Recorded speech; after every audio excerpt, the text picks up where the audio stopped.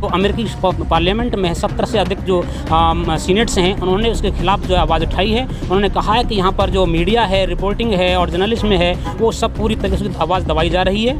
India के अंदर ये काम अमेरिका की संसद में हुआ है। ये युग पुरुष की पोल खुल गई थी टेलीप्रॉम्प्टर में जब बोल रहे थे उस टाइम तो टेलीप्रॉम्प्टर ने काम करना बंद कर दिया था, तो उनके मुंह से जो कॉन्फिडेंस टाइप नाम का जो शब्द था वो भी ढंग से नहीं आया था। अमेरिका की पार्लियामेंट में बहुत बड़ा बवाल हो रहा है। मैं उनका समर्थन करता हूँ, यहीं से अगर वो लोग मुझे सुन रहे हैं तो मैं यहाँ से उनका समर्थन करता हूँ कि वहाँ पर जो उन लोगों को पूरी तरीके से इस बात के लिए उनको पता है, वो तो लोग जागरूक हैं, वो जानते हैं, वो लोग बेवकूफ़ बनने वाले नहीं हैं। यहाँ पर बेवकूफ़ इन्होंने बहुत बड़ी धर्म की, अंधविश्वास की, पाखंड की, ऐसे बाबा टाइप के लोग इन्होंने पैदा कर दिए पूरे। भाजपा आज से पहले 24 साल भी मतलब बाहर रही है, उससे पहले भी बाहर रही है, तो ये कोई बड़ी बात नहीं। तो आते जाते रहते हैं, जाते रहते हैं, कोई बड़ी बात नहीं। बीजेपी 24-25 साल बाहर रही है। चाहे किसान हो, चाहे पहलवान हो, चाहे बेटी हो, इवन आज की डेट में आप देख रहे हो कि इस टाइम जो है जो अपराधी हैं वो खुलेआम घूम रहे हैं, उनको गिरफ्तार तक नहीं किया जा रहा है। यहाँ पर महीनों से बेटियाँ यहाँ पर नोएडा में, दिल्ली में इधर बैठी हुई हैं धरना पे। मतलब ये मेरी बात तेरी समझ में ना आए, उसमें कसूर तेरा नहीं मेरा है। इसलिए मैं चाहता हूँ अपने सभी भाइयों से कि अपनी बात में मजबूती से जो अपने लोगों को तक जाएँ, घर घर तक जाएँ और ढंग से अच्छे तरीके से समझाएँ,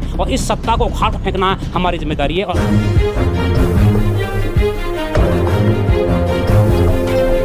नमस्कार दोस्तों, नेशनल इंडिया न्यूज़ देख रहे हैं आप और मैं सुशील कुमार।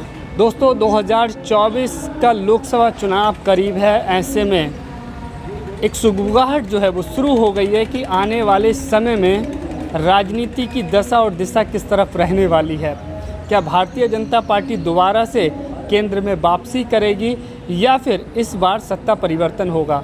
मेरे साथ में इंजीनियर चंद्रवीर सिंह जी मौजूद हैं, एक्टिविस्ट हैं, राजनीतिक सामाजिक मुद्दों पर अच्छी समझ रखते हैं। सर, क्या लगता है मौजूदा जो हालात हैं उनको देखते हुए 2024 में जो चुनाव है वो किस तरफ जाने वाला है? क्या सत्ता परिवर्तन होगा या फिर दोबारा से भाजपा की वापसी हो सकती है? यकीनन सत्ता परिवर्तन होगा और संभव है बिल्कुल पूरी तरीके से। और मैं बिल्कुल ही निराशाजनक बातें नहीं कर रहा हूँ, पूर्णतः ऑप्टिमिस्टिक व्यक्ति हूँ और मुझे पूर्णतः विश्वास है कि सत्ता परिवर्तन होगा। क्योंकि जिस तरह से ये सरकार इस वक्त जो कर रही है, जो जमहूरियत इस वक्त पूरे देश के अंदर इसने जो गलत कामों के लिए मतलब जो काम कर रही है बीजेपी सरकार, इसने जनता को इतना त्राए, चाहे किसान हो, चाहे पहलवान हो, चाहे बेटी हो, इवन आज की डेट में आप देख रहे हो कि इस टाइम जो है जो अपराधी हैं वो खुलेआम घूम रहे हैं, उनको गिरफ्तार तक नहीं किया जा रहा है। यहाँ पर महीनों से बेटियाँ यहाँ पर नोएडा में, दिल्ली में इधर बैठी हुई हैं धरना पे। मतलब इतनी तगड़े तानाशाही आ चुकी है और ये लोग इतनी निकम्मेपन से काम कर रहे हैं, जिसके लिए मुझे पूरा यकीन है कि सत्ता परिवर्तन होगा। और होने के लिए बात यह है कि मैं नहीं मानता कि ये लोग ताकतवर हैं।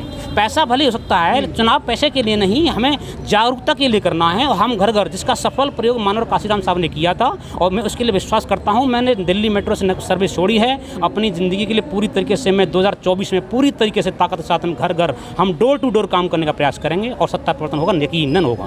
लेकिन कुछ लोग यहाँ पर जो भारतीय जनता पार्टी या संघ की विचारधारा के लोग हैं, वो इस बात की चर्चा और बखान कर रहे हैं कि मोदी जी का देखिए कि विदेशों में डंका बज रहा है, अभी अमेरिका में है, वहाँ की पार्लियामेंट में जो संबोधन कर रहे हैं। तो ये एक भारत जो है वो विश्वगुरु की तरफ जा रहा है मोदी जी के नेतृत्व में, इस तरह का माहौल बना है। जी बिल्कुल सहमत हूँ। और इस बात के लिए सबसे बड़ा जो कटु सत्य है कि उसमें जो अमेरिकी पार्लियामेंट में 70 से अधिक जो सीनेट्स हैं, उन्होंने उसके खिलाफ जो आवाज़ उठाई है। उन्होंने कहा है कि यहाँ पर जो मीडिया है, रिपोर्टिंग है और जर्नलिज्म है, वो सब पूरी तरीके से आवाज़ दबाई जा रही है।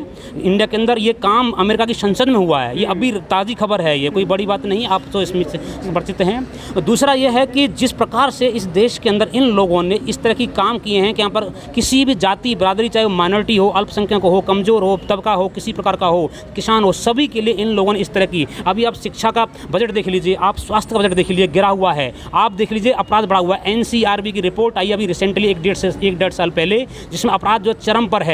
और इन्होंने इस तरह से मैनिपुलेट किया है उत्तर प्रदेश सरकार ने उसको कि अपने को अपराध की उससे बाहर निकाल कर, श्रेणी से बाहर निकाल करके दिखाया, जिस पे इन्होंने लगभग नहीं तो 40,000 करोड़ रुपए मीडिया पर खर्च किया है। और इनका पूरी तरीके से इनके पास पैसा है। लेकिन मुझे डरने की जरूरत नहीं है और मेरे उन सभी साथियों को डरने की बिल्कुल आवश्यकता नहीं है, क्योंकि सबसे काम जो बात है उसकी बात है। क्योंकि बात जिसकी समझ में आ जाएगी, मेरी बात तेरी समझ में ना आए, उसमें कसूर तेरा नहीं मेरा है। इसलिए मैं चाहता हूँ अपने सभी भाइयों से कि अपनी बात में मजबूती से जो अपने लोगों को तक जाएँ, घर घर तक जाएँ और ढंग से अच्छे तरीके से समझाएं, और इस सत्ता को उखाड़ फेंकना हमारी जिम्मेदारी है और हमारा मकसद होगा। गठबंधन बन रहा है, ये चुनौती देगा या फिर महागठबंधन से हमें फ़ायदा होगा, मुझे ऐसा लगता है, क्योंकि जो हमारे पास नहीं है वो हमारे लिए काट का काम करेंगी, और जो हमारे पास से हमारा बेस है वो हमारे लिए पॉजिटिव सकारात्मक रूप से काम करेंगे। भाजपा के लोग कह रहे हैं बगैर दूल्हे की बारात है ये। हाँ, भाजपा आज से पहले 24 साल भी मतलब बाहर रही है, उससे पहले भी बाहर रही है, तो ये कोई बड़ी बात नहीं। तो आते जाते रहते हैं, जाते रहते हैं, कोई बड़ी बात नहीं। बीजेपी बहुत 24-25 साल बाहर रही है। भाजपा इतनी ओवर कॉन्फिडेंस क्यों दिखाई दे रही है? ओवर कॉन्फिडेंस दिखा रही है क्योंकि उसने इस वक्त जो है बहुत अच्छे तरीके से पैसे का,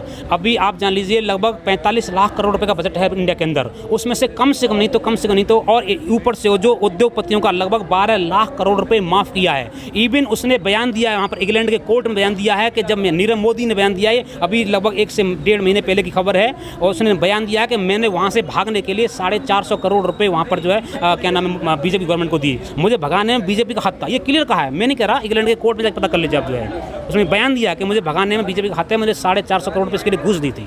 तो ऐसे बताइए कितने लोगों को भगाया है, कितने लोगों ने कितना पैसा दिया है, तो वो लोग पैसे से बहुत तगड़े तरीके से काम कर रहे हैं। मोदी जी के बारे में क्या राय है? मोदी जी के बारे में कहना चाहता हूँ, जैसा मेरा मानना है कि मैं उनसे जो उम्मीद करता हूँ, जो भारत का प्रतिनिधित्व करता है, इस देश का प्रतिनिधित्व करता है, ऐसे आदमी को कहीं ना कहीं मुझे लगता है कि उनके उसमें कमी है, नॉलेज में कमी है, कहीं ना कहीं मुझे अंधविश्वासी महसूस होते हैं, काला धागा बांधते हैं, और उन्हें इतिहास का ज्ञान कम है, बहुत ज़्यादा इतिहास का ज्ञान कम है। अक्सर वो झूठ बोलते रहते हैं, या तो वो झूठ बोलते हैं उन्हें पता नहीं है, अगर उन्हें पता नहीं तो फिर वो झूठ ही बोल रहे हैं, या तो बेहतर है कि पता करके बता बोलिए। लेकिन मीडिया तो युग पुरुष दिखा रहा है, एक महापुरुष की तरह हाँ, बता रहा है। जो क्या नाम टेलीप्रॉम्प्टर था, एक दिन पोल खुल गई थी इस बात के लिए, युग पुरुष की पोल खुल गई थी टेलीप्रॉम्प्टर में जब बोल रहे थे उस टाइम तो टेलीप्रॉम्प्टर ने काम करना बंद कर दिया था, तो उनके मुंह से जो कॉन्फिडेंस टाइम नाम का जो शब्द था वो भी ढंग से नहीं आया था, और वो भूल गए। तो मुझे क्या बोलना है, न तो हिंदी आती ना इंग्लिश आती है, मैं कोई आलोचना में या उसमें नहीं कह रहा हूँ, मैं तो वास्तविक तथ्य पेश कर रहा हूँ। क्या करूँ, ये मेरे लिए बड़ी अफसोस की बात है कि मेरे देश का पूरा प्रतिनिधित्व। फोटो वायरल हो रहे हैं, दिखाया जा रहा है कि